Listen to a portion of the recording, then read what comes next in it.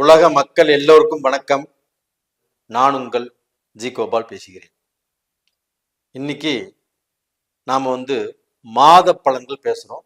மாத பலன்கள் வரிசையில் அக்டோபர் மாத பலன்கள் மகர ராசிக்காரங்களுக்கு, அதாவது என்னுடைய மகத்தான மகர ராசிக்காரங்களுக்கு எப்படி இருக்கும் அப்படிங்கிறத இந்த வீடியோவில் பார்க்க போறோம்.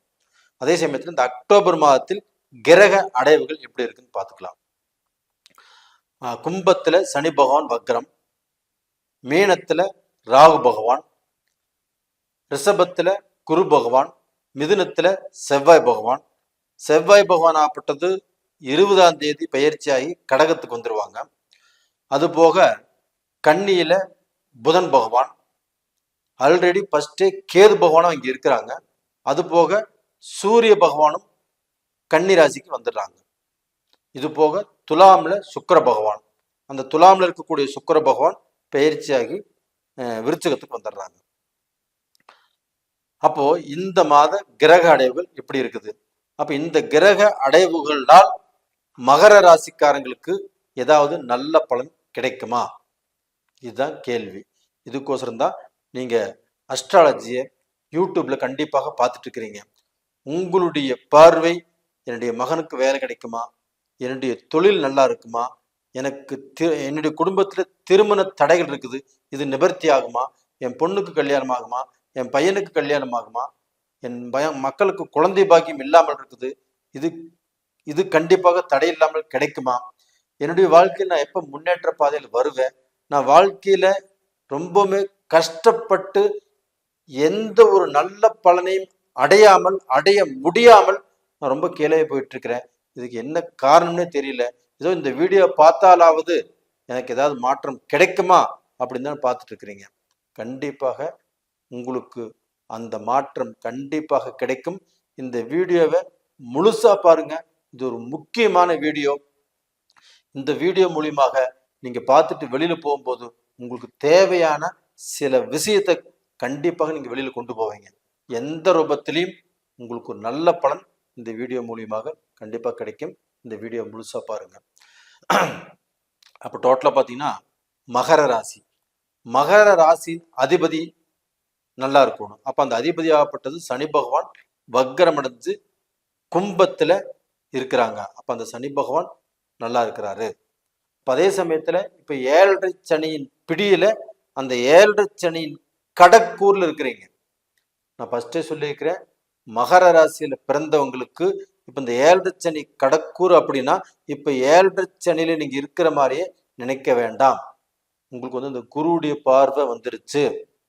மாத பலன்கள் வரிசையில உங்களுக்கு சுக்கிர பகவானும் ஆட்சியாக இருக்கிறாங்க.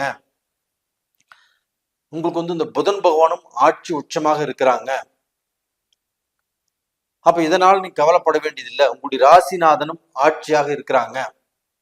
உங்களுடைய ராசிக்கு 3ஆம் இடத்தில் ராகு பகவான் இருக்கிறாங்க. இந்த ராகு பகவானும் ஒரு விதமான யோகத்தை கொடுப்பார். அது போக பாத்தீங்கன்னா உங்களுக்கு 9ஆம் இடத்து அதிபதி பாக்யாதிபதி பாக்யஸ்தானத்தில் ஆட்சி. இது போக அந்த பாக்யஸ்தானத்தில் கேது பகவான் இருந்து இவ்வளவு நாளா உங்களுக்கு பார்க்க போன குழப்பத்தை கொடுத்தாரு. அந்த 7.5 சனி ஒரு பக்கம் நடந்துச்சு. இந்த கேது பகவானுடைய கிரகம் சரியில்லாம இருந்துச்சு. அந்த கேது பகவானை குரு பார்த்துட்டு இருக்கிறதுனால கண்டிப்பாக அந்த கேது பகவானால இருக்கக்கூடிய தோஷம் உங்களுக்கு வேலை செய்யல. அப்ப அந்த 9ஆம் இடத்தையும் குரு பார்த்துட்டு இருக்கிறதுனால, அந்த 9ஆம் இடத்துல சூரிய பகவான் இருக்கிறதுனால, புதன் பகவான் இருக்கிறதுனால, கேது பகவான் இருக்கிறதுனால கண்டிப்பாக மகர ராசியில பிறந்தவங்கள், அவங்க ஆண்களாக இருந்தாலும் சரி பெண்களாக இருந்தாலும் சரி, கண்டிப்பாக இந்த அக்டோபர் மாதத்தில் அவங்களுடைய வாழ்க்கையில ஒரு நல்ல மாற்றத்தை, ஒரு வித்தியாசத்தை, அவங்க செஞ்சிட்டு இருக்கக்கூடிய எந்த தொழிலாக இருந்தாலும் சரி அந்த தொழில்ல ஒரு மிகப்பெரிய அதிர்ஷ்டத்தையோ ஒரு கான்ட்ராக்டையோ, அந்த தொழில்ல ஒரு மிகப்பெரிய ஒரு மாற்றம், அந்த தொழிலையே ஒரு பெரிய லெவலுக்கு கொண்டு வரக்கூடிய அளவுக்கு ஒரு வாய்ப்பு கண்டிப்பாக கிடைக்கும். இந்த மாதத்துல கண்டிப்பா அது கிடைச்சே தீரும். ஏன் சொல்றேன்னா, உங்களுக்கு தொழில் காரகனான அந்த சுக்கிர பகவான் அந்த தொழில் ஸ்தானத்திலேயே சுக்கிர பகவான் தன்னுடைய வீட்டிலேயே ஆட்சியா இருக்கிறாங்க. அப்போ உங்களுக்கு 5ஆம் இடத்து அதிபதியும் சுக்கிர பகவான், 10ஆம் இடத்து அதிபதியும் சுக்கிர பகவான். அந்த சுக்கிர பகவான் உங்களுக்கு ஆட்சியாக இருக்கிறாங்க தொழில் ஸ்தானத்துல.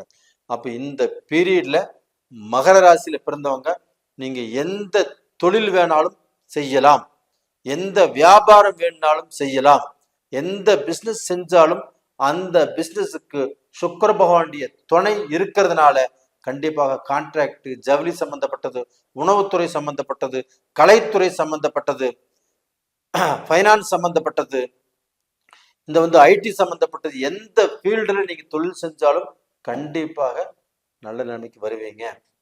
ஆனா இப்ப பார்க்க போனா இந்த பூமி சம்பந்தப்பட்டது, இந்த ரியல் எஸ்டேட் சம்பந்தப்பட்டது, இது மட்டும் கொஞ்சம் ஜாக்கிரதையாக இருங்க. ஏன் சொல்றேன்னா உங்களுக்கு 4ஆம் இடத்து அதிபதி செவ்வாய் பகவான் 6ஆம் இடத்துல இருக்கிறாங்க. அப்ப அந்த செவ்வாய் பகவான் அப்படிங்கிறது இப்ப இருக்கக்கூடிய ஸ்தானம் சரியில்லை. அப்ப அந்த செவ்வாய் பகவானால உங்களுக்கு பூமியில சில சோதனைகள் வரும், பூமியில பிரச்சனைகள் வரும். அப்போ அந்த பூமி மூலியமாக சில சிக்கல் உருவாகும். அந்த பூமியில காசு இன்வெஸ்ட் பண்ணிட்டாலுமே அதை திருப்பி எடுப்பது கஷ்டமாக இருக்கும். அதனால பூமி வாங்குறவங்க, ஏக்கரை கணக்குல வாங்குறவங்க, வீடு கட்டி விற்கிறவங்க, இதுல எல்லாம் கொஞ்சம் ஜாக்கிரதையாக இந்த டயத்தை கையாள்வது ரொம்ப ரொம்ப அவசியம். ஏன் சொல்றேன்னா அந்த செவ்வாய் பகவான் 6ஆம் இடத்துல இருக்கிறாங்க. அப்ப அந்த செவ்வாய் பகவான் ஆப்பட்ட 6ஆம் இடத்துல இருந்து 7ஆம் இடத்துக்கு வரும்போதும் நீச்ச கதியில வருவாங்க. அப்படி நீச்ச கதியில வரக்கூடிய செவ்வாய்க்கு எந்த கிரகத்தினுடைய சுபகிரகங்களுடைய பார்வை இல்லை.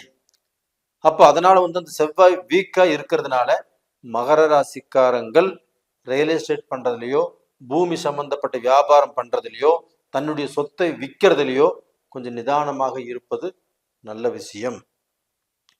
அது போக பார்த்தீங்கன்னா அந்த 9ஆம் இடத்தை குரு பகவான் பார்க்கறதுனால கண்டிப்பாக அந்த பாக்கியஸ்தானம் நல்லா இருக்கிறதுனால கண்டிப்பாக நீங்க நல்ல நிலைமைக்கு வரக்கூடிய வாய்ப்புகள் நல்லா இருக்குது. அந்த 10ஆம் இடத்து அதிபதி சுக்கிர பகவானும் நல்லா இருக்கிறதுனால ஒன்றும் கவலைப்பட வேண்டாம்.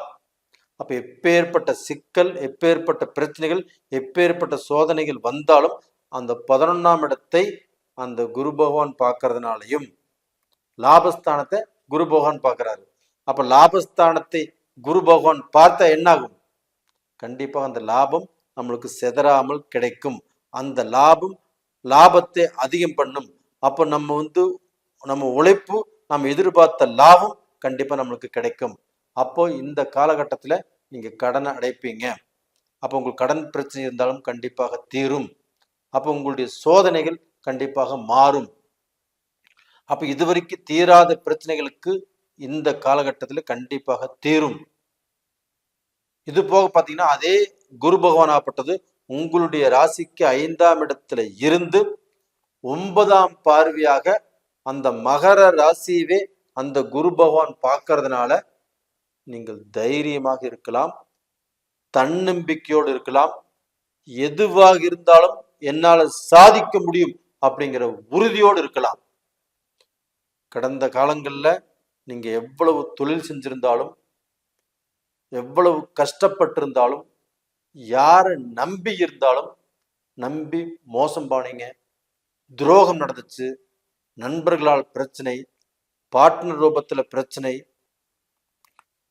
தொழில் ரூபத்துல பெரிய பெரிய காசு இழந்தீங்க, ஒரு பிசினஸ்ல போட்ட பல கோடி ரூபாய் முதல்ல நீங்க போட்டுட்டு அந்த பிசினஸை ரன் பண்ண முடியாம இருக்குது. உங்களுக்கு பிசினஸ் கிடைக்க வேண்டிய அடுத்த ஆர்டர் கிடைக்காம இருக்குது. சிலரெல்லாம் பார்க்க போனா தான் செஞ்சுட்டு இருக்கக்கூடிய தொழிலையே அப்படி இழுத்து மூடிட்டு போயிட்டீங்க. அப்ப இந்த அளவுக்கு நம்ம கஷ்டமும் வேதனையும் நரக வேதனையில் இருக்கிறோம். நம்ம வாழ்வா வீழ்வா இப்படிங்கிற சூழ்நிலை வந்தாச்சு.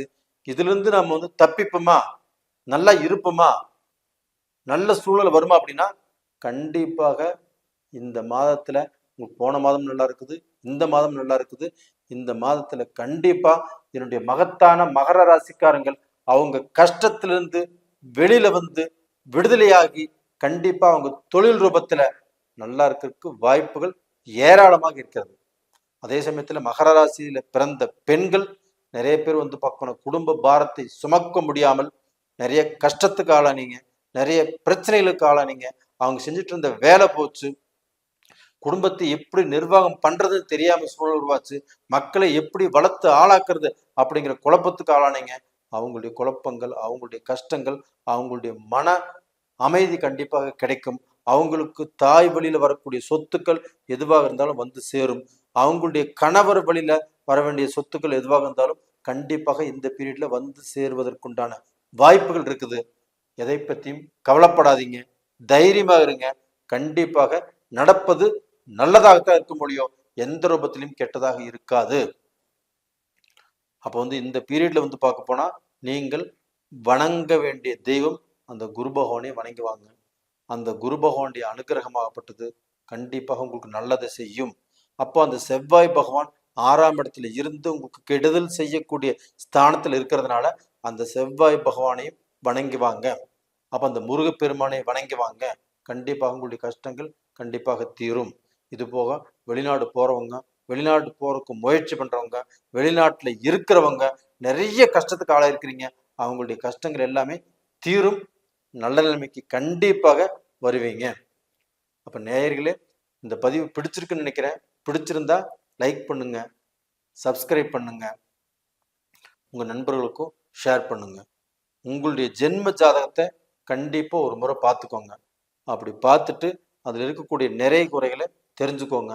அப்படி தெரிஞ்சுக்கோன்னு ஆசைப்பட்டீங்கன்னா கீழே 2 நம்பர் கொடுத்துருக்குறோம், கான்டாக்ட் பண்ணுங்க. உங்களிடமிருந்து விடைபெறுவது உங்களின் ஜி கோபால். நன்றி, வணக்கம்.